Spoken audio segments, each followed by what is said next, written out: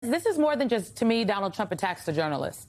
He is looking for legitimacy. And where people get their information from matters. Who shapes the information ecosystem in this country matters, which is why Trump has had so many of his allies trying to buy it up. Okay, hello to the Ellisons. Look at what's happening at CBS. Look at what has happened to TikTok. Okay, Twitter, Elon Musk, hello, tap in. Washington Post, some would argue Jeff Bezos. So it is about legitimacy. He wants the legitimacy of these organizations, and he also is looking for their loyalty, which is why he is attacking them. In one breath, he says they lie, they don't tell the truth. In another breath, he's like, but they're not covering me the way I want to be covered. And so I think Donald Trump wants to have it both ways. I do think he's playing in our face. Mm-hmm. I think that what he is doing and saying about reporters in this country is dangerous. He's putting a target on their back. And look, it's a tough spot to be in, right? Like, we were at the dinner. We were all at the dinner the last time. We're not going tonight, but Vaughn, I'm going to try to run over. Vaughn's going to try to go. And I just think that the journalists are at work.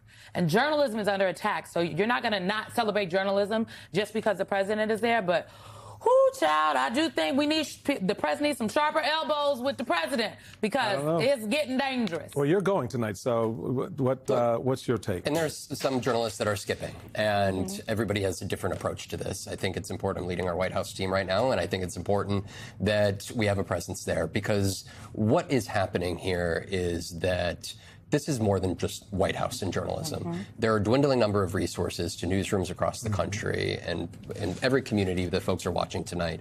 There are news organizations that have dwindling resources. There are greater PR teams to protect those in power and authority. It's not just federal government officials, it's state government, it's city, it's school boards. And by stifling the tension, the truth is uncomfortable, right? And by stifling that tension, the White House is effectively seeking to not just silence uncomfortable stories, but they're also seeking to tamp down those within the government that feel like there's stuff that the public should know, and otherwise they wouldn't know. And by essentially instilling fear into sources, that has long-term ramifications outside of one story, but is a message sent to other government officials to not speak out, and that is damning and dangerous.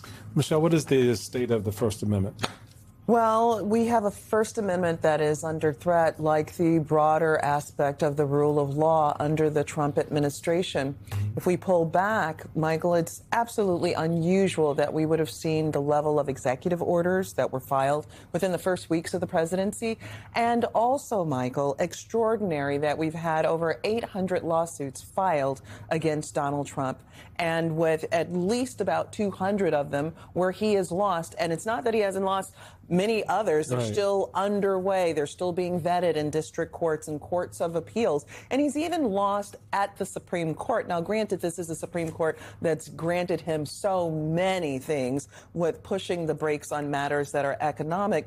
But the points that you all are raising are crucial. The very First Amendment of our Bill of Rights protects freedom of speech and also freedom of press. So many people at home might be thinking, well, you have a right to speech, but do journalists really have a protection in the Constitution? Yes, they do. In the very First Amendment of our Bill of Rights is the freedom of the press.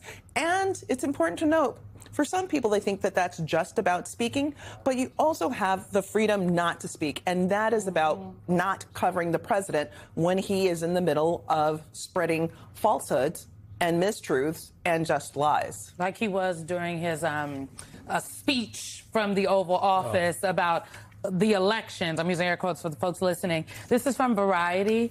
The headline is, FCC chair says ABC's decision to not broadcast Trump's speech live will be part of agency's review of station licenses. And this is a text from Carr. I think that when you have the president of the United States standing inside the White House delivering an important speech, I think that's something that broadcasters should be carrying, Carr said. Now, I don't confused. Give a damn what Carr thinks. It doesn't matter what he thinks. These outlets have not covered presidents before giving us. Right. I used to work for a president, and the outlets was like, we ain't gonna cover that one. It is crazy to me, Vaughn. It's crazy. They are trying to gaslight us into believing that what they are saying is just legitimate, true, run-of-the-mill.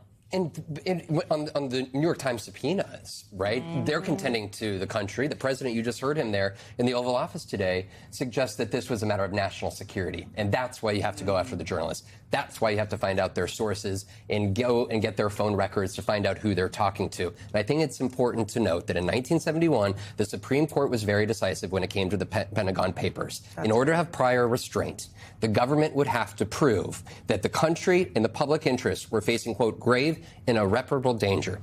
Michelle, when you are hearing the words come from the President of the United States, where do you fear that he is going to take this? And do you have faith that the courts will defend other journalists and news organizations from having the FBI come in and take phone records and email records?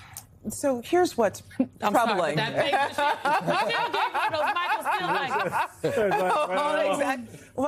this is not in a vacuum. It's not. It's not in a vacuum. We have a Supreme Court that's been incredibly deferential to this president. It's been a president who has called out and named that he put a third of the justices on the Supreme Court. He expects for them to do his bidding and dealing, which he has put out there. I want to raise a couple of issues in the backdrop of this. Is that, one, the dangers that you all speak to are real, where there has been a weaponization that has led to threats against people who are lawmakers, threats against people who are judges. I mean, real violent threats, and that, too, with regard to journalists.